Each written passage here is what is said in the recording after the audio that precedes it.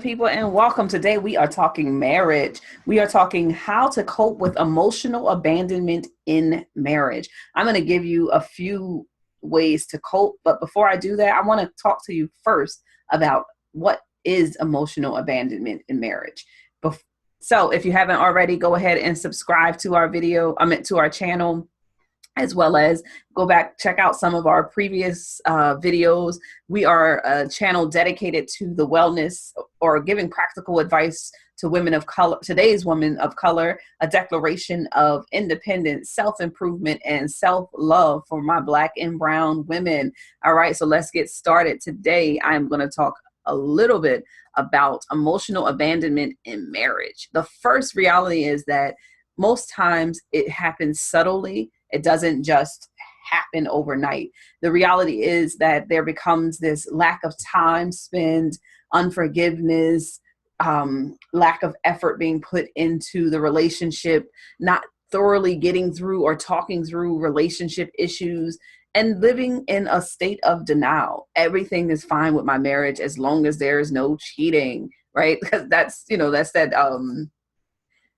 what's the nicest way to say it? That's the belief in today's society that a lot of our relationship issues surround, sexual intimacy, but emotional intimacy is just as important and is a true foundation for a healthy relationship, regardless of the type of relationship it is. So let's talk about how.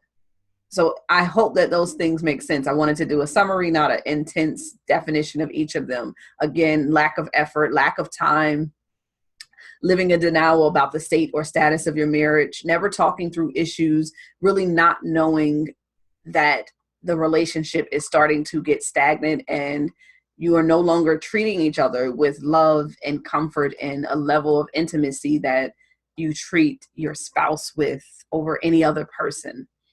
All right, so let's talk about what those things are that you can do to cope with an emotional abandonment in marriage. And so the first thing I would do is actually talk about it. Let's talk out loud to the one we love. The reality is that I'm in a marriage for a reason. I want to love you. I decided that I wanted to be with you for the rest of my life. Goodness, my hair is coming out. It's not as I planned. Anyway, and I wanted to be with you and marry you. I married you for a reason. So let's talk about what's going on. What's the cause of those issues in our relationship? So where did we stop making sure that we checked in on our emotional status of this relationship or marriage? And I think even though the title is how to cope with emotional abandonment in marriage, you can use this for almost any relationship that is valuable and important to you. So you want to talk to the person. Where did we go wrong? What is the issues currently? Not digging into every single unresolved issue that you may have, but recognizing that you have to resolve them one at a time. And so what you might start with is, let's just start with this emotional abandonment. Be prepared to understand that the unresolved issues will not resolve themselves overnight. It's important that you realize that if you are going to talk, it's going to require you to eventually work. So that means that there's going to be actions that you can take moving forward, not continuously going back to how you got here, but recognizing that you're here and being prepared to work moving forward.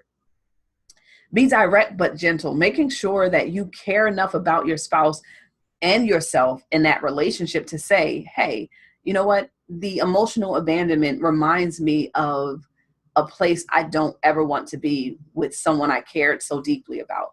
It reminds me of the reality that things can end if we don't change or take an action. And then letting them know what needs to be met as a result of that abandonment. What are some of the unresolved needs that can be met immediately? So I need to talk to you more. I need to spend more time with you. I need to make sure that I'm putting valuable time in with you, right? So if we're sitting at home every day watching a movie and we're not talking, we're not really spending time talking about each other's dreams, each other's experience in this world, what's currently making your spouse tick? And oh my goodness, this piece of hair. I'm sorry, people. Sorry. This is me really like what's making me tick currently, and making sure that I nurture that part of my relationship, just so that we can start to grow and develop that emotional connection again. Emotional intimacy, to me personally, is almost more of the foundation than any other part of the marriage. So when this one happens, we have to speak out loud. We have to be direct but gentle. We have to be able to say, what can we do to make this work? Now, let's make sure that we're talking about unmet needs. It's not tit for tat. It's about really evaluating individually what you would need to feel emotionally connected to your partner, and making sure you're articulating that without demeaning and or making the person feel bad about what mistakes they may have done. Deal with your own stuff. Okay. So sometimes the emotional abandonment is not always real. And I'm going to tread lightly because I don't want to offend anyone who may feel hurt and lost in their marriage. The reality is that some of the emotions that we feel are coming directly from another person has more to do with our experience around rejection and abandonment from our childhood. And so it's our responsibility in any of our relationships, but especially our spouse and partner relationships, to make sure we resolve our own stuff. If you are going to be in a marriage and telling me that I'm not there for you, you're not going to give me what I need, and you're looking for the same stuff that you never got from your parent, from your friends, from your family, then that person is not going to be responsible to understand or to even know that. If you don't clearly resolve the issues, that person isn't the one who can remake your childhood or change the impacts of your childhood. What they can do is partner with you now, and partnering with you now, you can start to determine, what do you need now, not what did you lose way before this person even came in your life that you have not resolved. So making sure that you resolve your own stuff. And I'm treading lightly because I feel like people get really offended when you say some of the abandonment issues and rejection issues are about what you haven't dealt with. But that's the reality, people. As a therapist, I see it so often where people come in for marriage counseling and they're telling me what happened and what's wrong and this and that. And then a light bulb or something goes off in my head. And I'm like, this really isn't even about him not coming in to spend time with you. It's about the fact that your father left you and you're expecting him to fill that same void or same space without being your father. And so we might need to resolve the issue related to your relationship with your mom or father, and vice versa for someone else. All right. I mean, for a male. And then last but definitely not least, offer unconditional love. So my belief about marriage is that marriage should be about unconditional love. We are going to have ups, we're going to have downs, but there should be no time in our hearts that we ever feel so much resentment that we can't acknowledge that that person deserves our empathy and our ability to navigate their emotions with ours, which means that I'm willing to listen and hear you out as to where or how we got here with this emotional abandonment.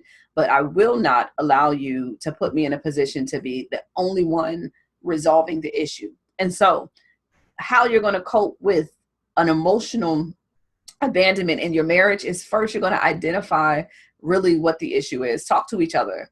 Say it out loud. Be direct. Be kind. Make sure that when you are talking to each other, you're discussing unmet needs in a way that is really healthy and can really create solutions, not just this emotional talk. Oh, when you do that, it makes me feel okay. So when you do this, it makes me feel bad. I would like you to do this instead. And making sure that when you are putting these things in place, that you're being unconditional. You're actually practicing what you believe about love, which is that a person is human. They can make mistakes, and vice versa. Oh, my bad. I'm sorry. Forgot. Don't forget to clean up your own stuff. Make sure you get the help you need for your own self.